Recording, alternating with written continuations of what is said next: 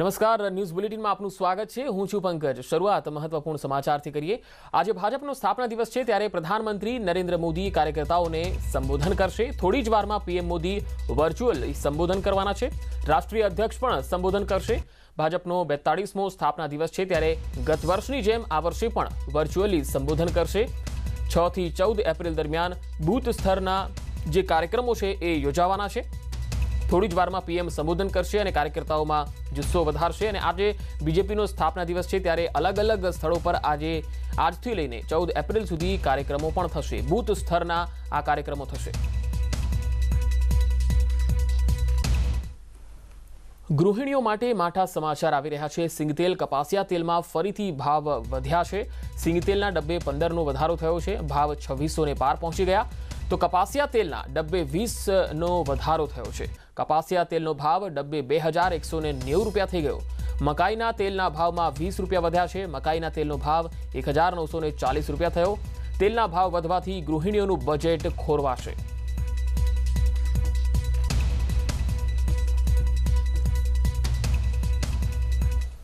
રાજકોટ શહેરના સાંઢિયા પુલ નજીક આવેલા બગીચા પાસેનો એક વિડીયો હાલ સોશિયલ મીડિયામાં વાયરલ થઈ રહ્યો છે। વિડીયોમાં વાહન ચાલક, પોલીસ કર્મચારીઓ તેમજ ટ્રાફિક બ્રિગેડના જવાનોના વાહનો બતાવે છે, જે વાહનોમાં જાતિ આધારિત લખાણ લખવામાં આવ્યા છે, તેમજ કેટલાક વાહનોમાં નંબર પ્લેટ લખાણ વગરની હોવાનું સામે આવ્યું છે। વિડીયોમાં વાહન ચાલક પોતાનો રોષ વ્યક્ત કરતા જણાવી રહ્યો છે કે એક તરફથી નંબર પ્લેટ વગરના કે ફેન્સી નંબર પ્લેટવાળા વાહન ચાલકોને પોલીસ દંડ ફટકારી રહી છે, અને બીજી તરફ ટ્રાફિક પોલીસ દ્વારા વાહન ચાલકોને રોકી તેમની પાસેથી જરૂરી કાગળ અને ટ્રાફિક નિયમનો ભંગ બદલ દંડ ફટકારવામાં આવે છે। આ સમયે ટ્રાફિક નિયમોનું પાલન કરાવનારા અને દંડ ફટકારનારા પોલીસ અધિકારીઓ અને ટ્રાફિક બ્રિગેડના જવાનોના વાહનો પણ ત્યાં બાજુમાં જ પડેલા હતા। તે વાહનો બતાવતા યુવકે બનાવ્યો હતો આ વિડીયો, અને યુવકે બનાવેલા વિડીયોમાં સ્પષ્ટપણે જોઈ શકાય છે કે પોલીસ લખેલી ગાડીમાં કોઈ પણ પ્રકારની નંબર પ્લેટ નથી। એક વાહનમાં તો નંબર પ્લેટમાં કોઈ પણ જાતનું લખાણ ન હોવાનું સામે આવ્યું।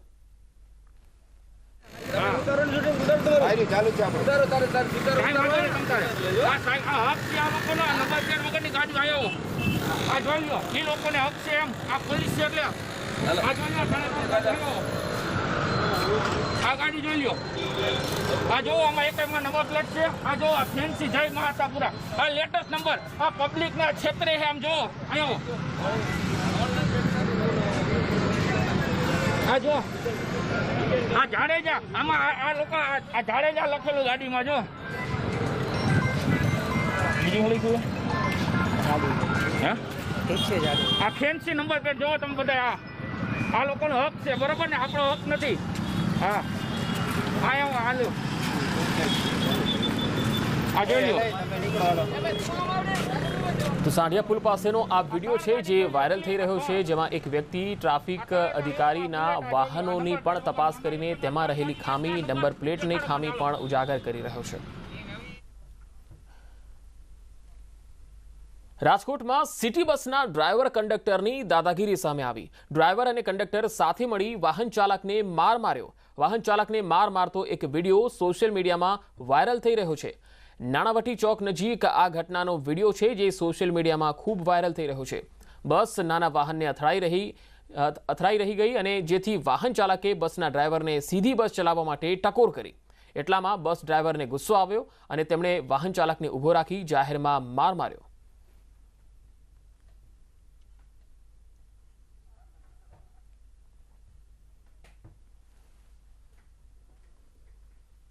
મહેસાણાના કડી નજીક 15 દિવસ અગાઉ નર્મદા કેનાલમાંથી સ્ત્રી વેશમાં મળેલી અજાણી લાશનો ભેદ ઉકેલાઈ ગયો। આ લાશ દહેગામના નાંદોલ ગામના ભાવેશ ઉર્ફે ભાવિકા નામના કિન્નરની હતી। ભાવિકા નામના કિન્નરની હત્યા ભિક્ષાવૃત્તિની તકરારમાં જ તેમના સાથી કિન્નરોએ કરી હતી। ઘટના કંઈક એવી છે કે વડોદરા જિલ્લાના જરોદ ગામ ખાતે રહેતા કિન્નર સમુદાયના ગુરુમાતા વૈભાલી માસી સાથે કિન્નર ભાવિકોનો ઝઘડો થયો।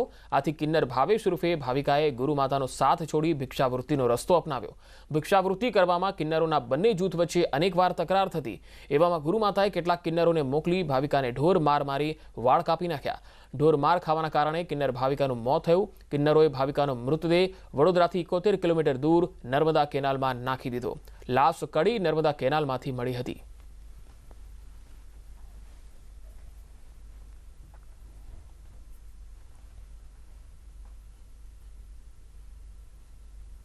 જે છે તેને ત્યાંના જે મુખ્ય એ લોકોના જે મુખી જે કહેવાય છે તેવા વૈભાલી માસીની સાથે ઝઘડો થયેલ હતો અને તેની સાથે ગોપી માસી નામના પણ એક અન્ય ઇસમ હતા. તે બંનેને ઝઘડો થતાં તે લોકો આ વૈભાલી માસીનું જે આખું સંસ્થાન હતું તે છોડીને અન્ય જગ્યાએ જતા રહ્યા હતા રહેવા માટે થઈને.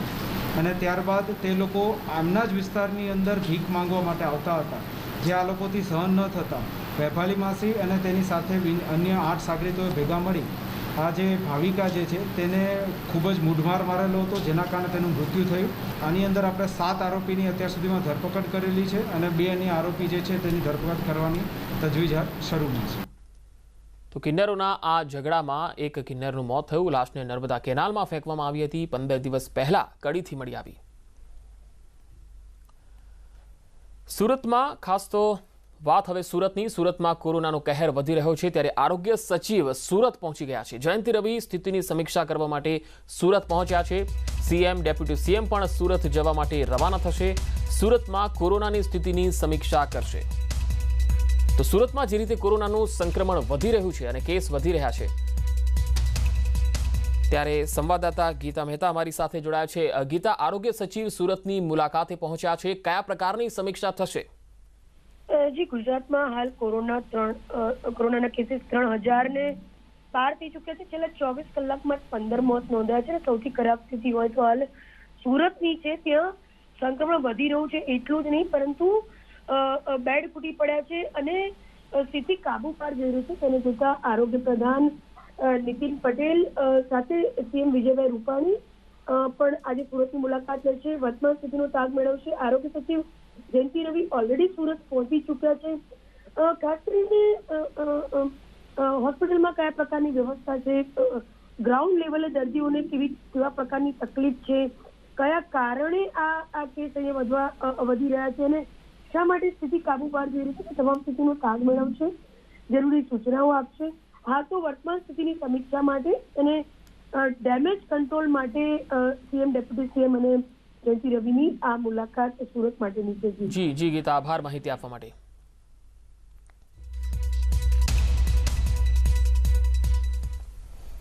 એસટી બસના મુસાફરો કોરોનાની રસી લઈ શકે તે માટે હાલ તો સીધા લઈ જઈશું આપને. પ્રધાનમંત્રી નરેન્દ્ર મોદી હાલ સંબોધન કરી રહ્યા છે ભાજપના સ્થાपना दिवस वर्ष इस बात के साक्षी है कि सामान्य कार्यकर्ता का तप और त्याग, सामान्य कार्यकर्ता का तप और त्याग किसी भी दल को कहां से कहां पहुंचा सकता है. देश का शायद ही कोई राज्य होगा, कोई जिला होगा जहां पार्टी के लिए 2-2, 3-3 पीढ़ियां न खप गई हो. मैं इस अवसर पर जनसंघ से लेकर के भारतीय जनता पार्टी तक राष्ट्र सेवा के इस यज्ञ में अपना योगदान देने वाले हर व्यक्ति को आदरपूर्वक नमन करता हूं. डॉक्टर श्यामा प्रसाद मुखर्जी, पंडित दीनदयाल उपाध्याय जी, अटल बिहारी वाजपेयी जी, कुशाभाऊ ठाकरे जी, राजमाता सिंधिया जी, ऐसे अनगिनत महान व्यक्तित्वों को बीजेपी के प्रत्येक कार्यकर्ता की तरफ से मैं आदरपूर्वक श्रद्धांजलि देता हूं, श्रद्धा सुमन अर्पित करता हूं. पार्टी को आकार देने वाले, पार्टी को विस्तार देने वाले हमारे आदरणीय अडवाणी जी, आदरणीय मुरली मनोहर जोशी जी जैसे अनेकों वरिष्ठों का आशीर्वाद भी हमें लगातार मिलता रहा है. पार्टी को अपना जीवन समर्पित करने वाले ऐसे हर वरिष्ठ जन को भी मैं प्रणाम करता हूं. साथियों, भारतीय जनता पार्टी के लिए हमेशा ये मंत्र रहा है कि व्यक्ति से बड़ा दल और दल से बड़ा देश. ये परंपरा डॉक्टर श्यामा प्रसाद मुखर्जी से लेकर आज तक अनवरत चली आ रही है। डॉक्टर श्यामा प्रसाद मुखर्जी के बलिदान की शक्ति है कि हम वो स्वप्न पूरा कर पाए। आर्टिकल 370 हटाकर कश्मीर को संवैधानिक अधिकार दे पाए। हम सभी ने देखा है कि कैसे अटल जी ने एक वोट से सरकार गिरना स्वीकार कर लिया, लेकिन पार्टी के आदर्शों से समझौता नहीं किया। आपातकाल में लोकतंत्र की रक्षा के लिए हमारे कार्यकर्ताओं ने कैसे कैसे कष्ट सहे।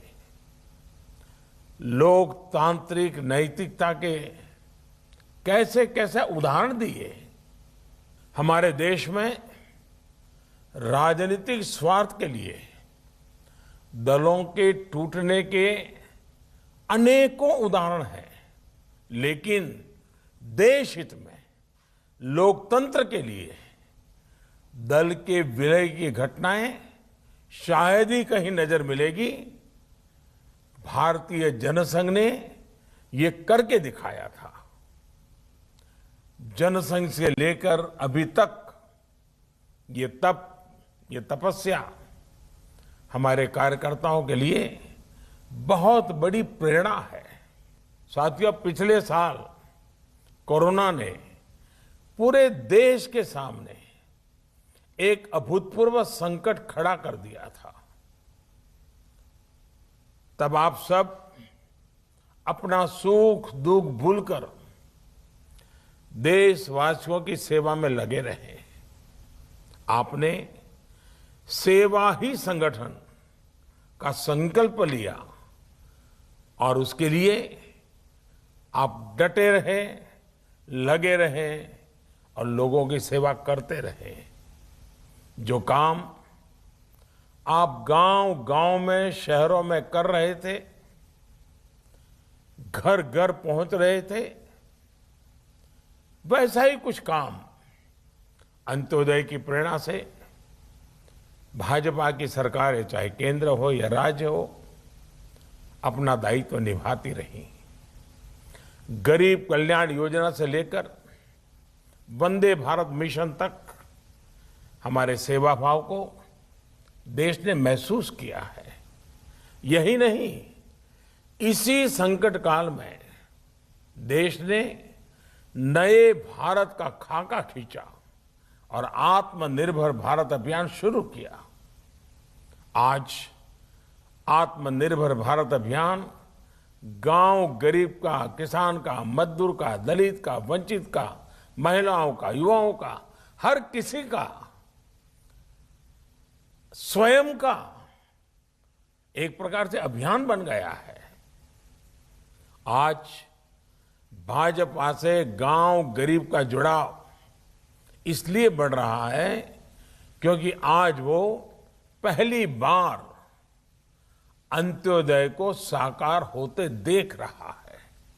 21वीं सदी में जिन युवाओं ने जन्म लिया है, वे आज भारतीय जनता पार्टी के साथ है, भाजपा की नीतियां, भाजपा के प्रयासों के साथ है।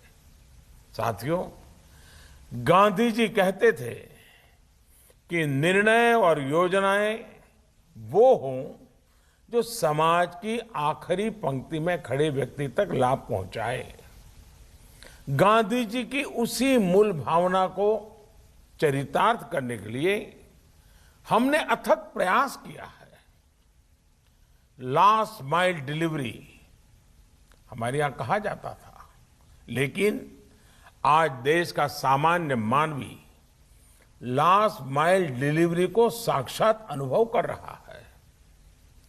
देश के हर गरीब के पास बैंक अकाउंट हो, देश के हर गरीब के पास पक्की छत हो, देश के हर गरीब को शौचालय की सुविधा मिले, हर रसोई में गैस कनेक्शन हो, हर घर में बिजली कनेक्शन हो, हर गरीब को इलाज की सुविधा हो, हर गांव में ऑप्टिकल फाइबर हो, ऐसी अनगिनत बातें जो समाज के आखिरी व्यक्ति हो या देश का आखिरी इलाका हो, इसके लिए भाजपा सरकारें चाहे केंद्र में हो या राज्य में हो, हम सब मिलकर के दिन रात मेहनत की है, अपने लक्ष्यों को पाकर दिखाया है। और इन निर्णयों को, इन योजनाओं के शुरू करने के पीछे सबसे बड़ी वजह यही है कि हम संगठन में रहते हुए भी ऐसे ही कार्य करते करते करते आगे बढ़ रहे हैं। इसलिए जब सरकार में आते हैं तो और तेज गति से इस दिशा में काम करते हैं। हमारी कार्यशैली है, हम किसी से कुछ भी छीनते नहीं हैं और छीने बिना भी दूसरे के हक या उसे मिले, इसमें जागरूक प्रयास करते हैं। हम हर व्यक्ति तक पहुंचते हैं, उसकी आवश्यकता पर पूरी संवेदनशीलता से काम करते हैं। साथियों, हमारे देश में 80% से ज्यादा छोटे किसान हैं। इन किसानों की संख्या 10 करोड़ से भी अधिक है। पहले जो सरकारें रहीं, उनकी प्राथमिकताओं में ये छोटे किसान, इन छोटे किसानों की जरूरतें ये कभी नहीं रही। लेकिन बीते वर्षों में हमारी सरकार की कृषि से जुड़ी हर योजना के केंद्र में छोटे किसान रहे। चाहे नए कृषि कानून हो, पीएम किसान सम्मान निधि हो, किसान उत्पाद संगठन की व्यवस्था हो, फसल बीमा योजना में सुधार करना हो, प्राकृतिक आपदा के समय किसानों को ज्यादा मुआवजा सुनिश्चित करना हो, हर खेत को पानी की योजना हो, या फिर यूरिया की नीम कोटिंग, ऐसे हर निर्णय का सबसे बड़ा लाभ देश के छोटे किसानों को हुआ है। साथियों, बीते वर्षों में हमारी सरकार के हर काम में, हर योजना में महिलाओं को प्राथमिकता दी गई है। चाहे 3 तलाक के खिलाफ कानून हो, गर्भवती महिलाओं को 26 सप्ताह की छुट्टी हो, घर की रजिस्ट्री में महिलाओं को प्राथमिकता देने की बात हो, स्वच्छ भारत मिशन हो, उज्ज्वला योजना हो, मुद्रा योजना के तहत बिना गारंटी ऋण देना हो, रेहड़ी पटरी वालों के लिए पीएम स्वनिधि योजना हो, सभी का लाभ प्रमुख रूप से हमारे देश की महिलाओं को, माताओं को, बहनों को मिला है। साथियों, हमारे देश में सरकारों का मूल्यांकन, सरकार की शक्ति का आकलन, सरकार के परफॉर्मेंस की बातें ज्यादातर कौन सरकार कितनी बड़ी घोषणा करती रही है उसके ही आसपास रही है। लेकिन पहली बार ये मानदंड बदल रहे हैं, अवधारणा बदली है। हमारी सरकार का मूल्यांकन उसके डिलीवरी सिस्टम से हो रहा है।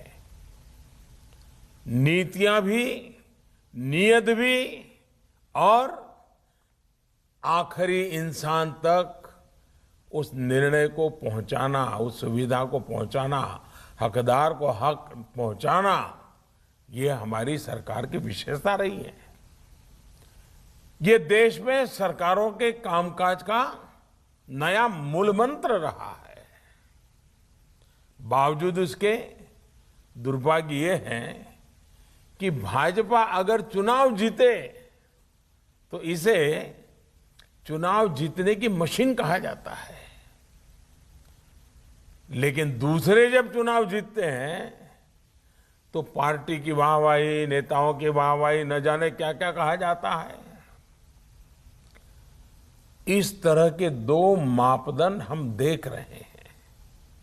जो लोग कहते हैं कि बीजेपी चुनाव जीतने की मशीन है, वो एक प्रकार से भारत के लोकतंत्र की जो परिपक्वता है उसको समझ ही नहीं पाते।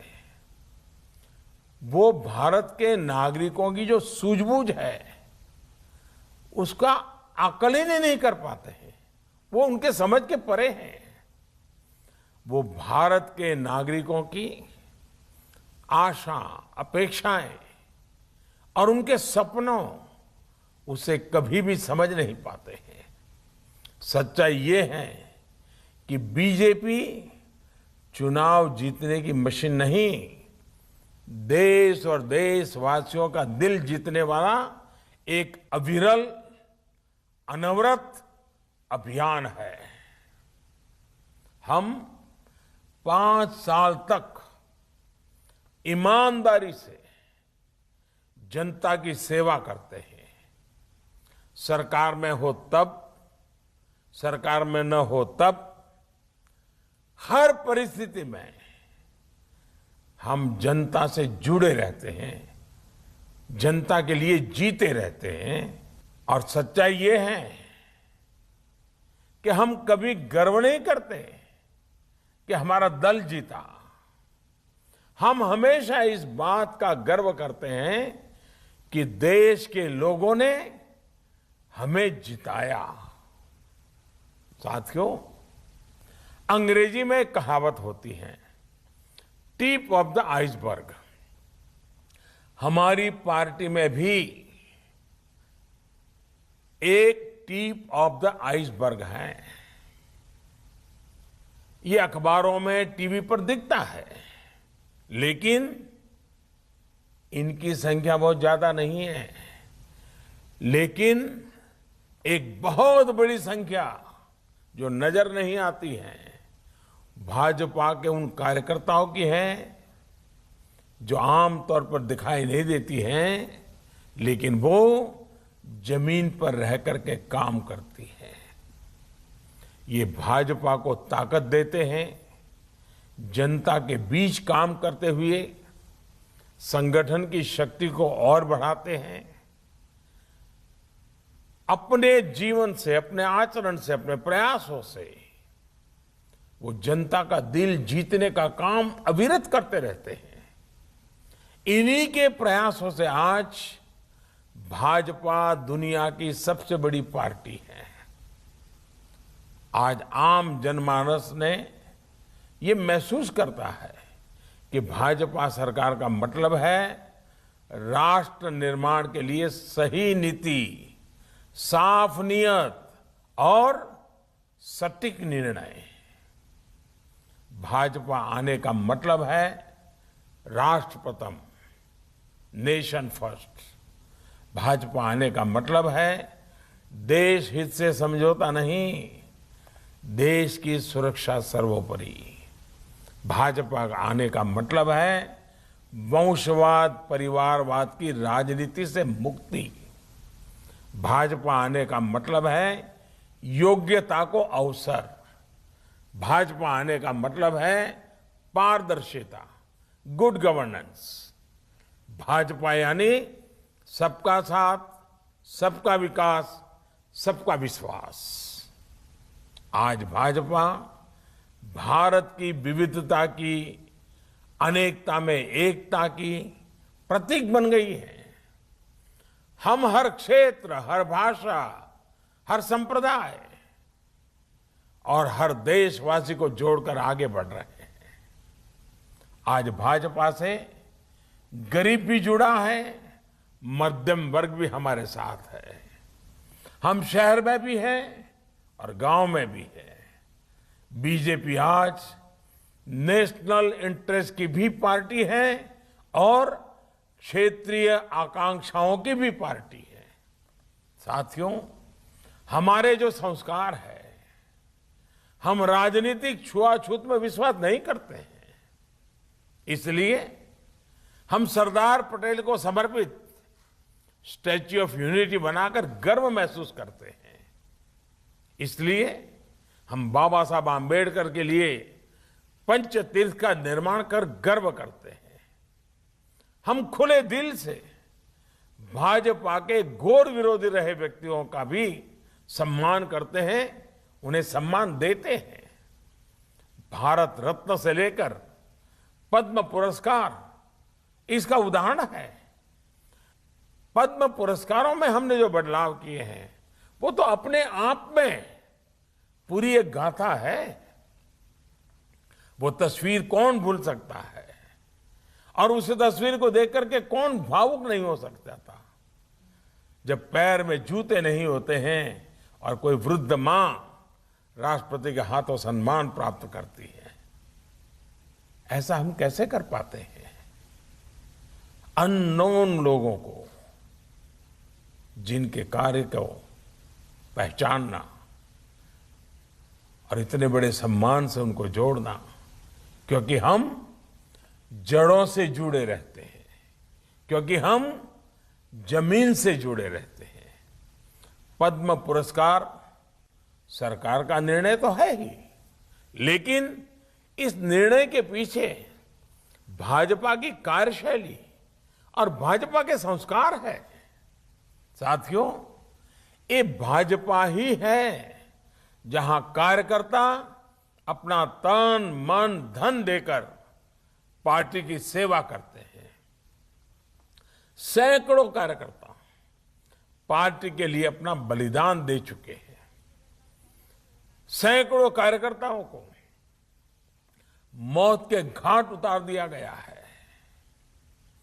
केरल और पश्चिम बंगाल जैसे राज्यों में हमारे कार्यकर्ताओं को धमकियां दी जाती हैं, उन पर हमले होते हैं, उनके परिवार पर हमले होते हैं, लेकिन देश के लिए जीना मरना, एक विचारधारा को लेकर के अड़े रहना, डटे रहना, यही तो भारतीय जनता पार्टी के कार्यकर्ता की विशेषता है।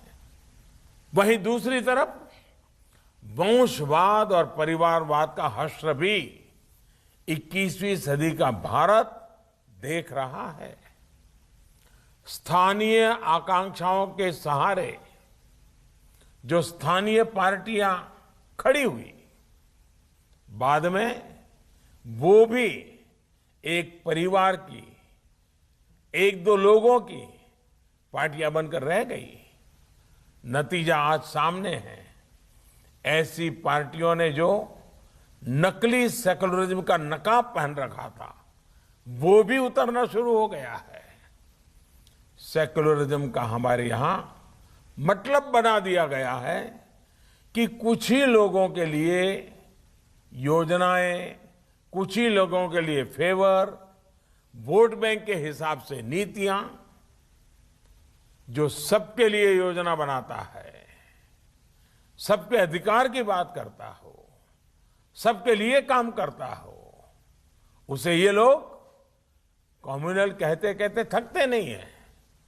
लेकिन सबका साथ, सबका विकास, सबका विश्वास के मंत्र ने आज इन परिभाषाओं को बदलना शुरू कर दिया है।